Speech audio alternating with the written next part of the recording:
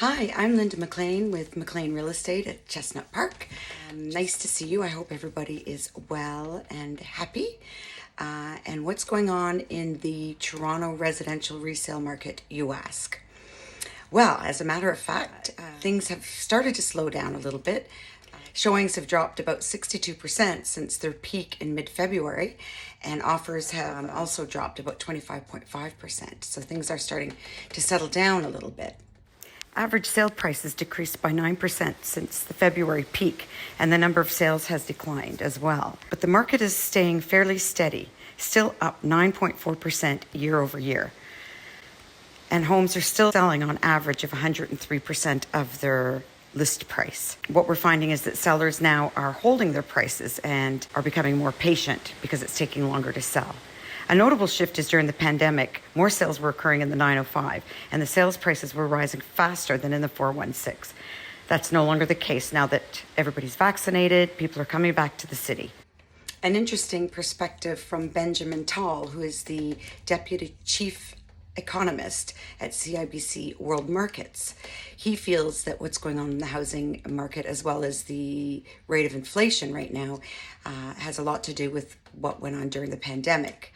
Basically, consumers were overspending. In fact, the recent stat that I heard was that we spent as much in 2 years as we would normally spend in 5 years. Other factors that have contributed to the increase in the rate of inflation are the increase in money supply during the pandemic as the governments were doling out money, petrol policies worldwide, worker shortages, supply chain issues, war in Ukraine, and as I already mentioned, overspending. So all this spending, along with spending on housing, has affected the CPI, he believes, and obviously driven inflation up. Once we rein in our spending, because of the interest rates, etc., he feels that the market will start to regularize and come back to kind of normal.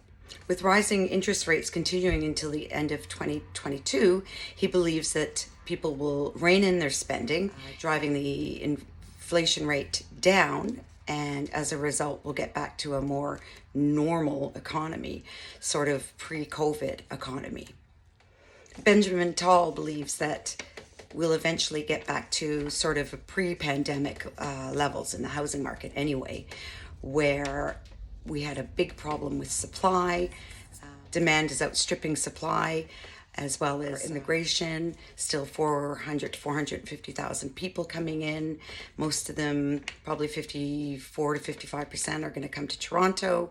People still want to get into the housing market. So all these factors are still there. It's just kind of like the market's gone into hiatus at the moment. Psychologically, buyers are sort of disengaging from the market, sort of waiting to see what's going to happen. And the only true buyers in the market right now are ones that are selling or buying out of necessity.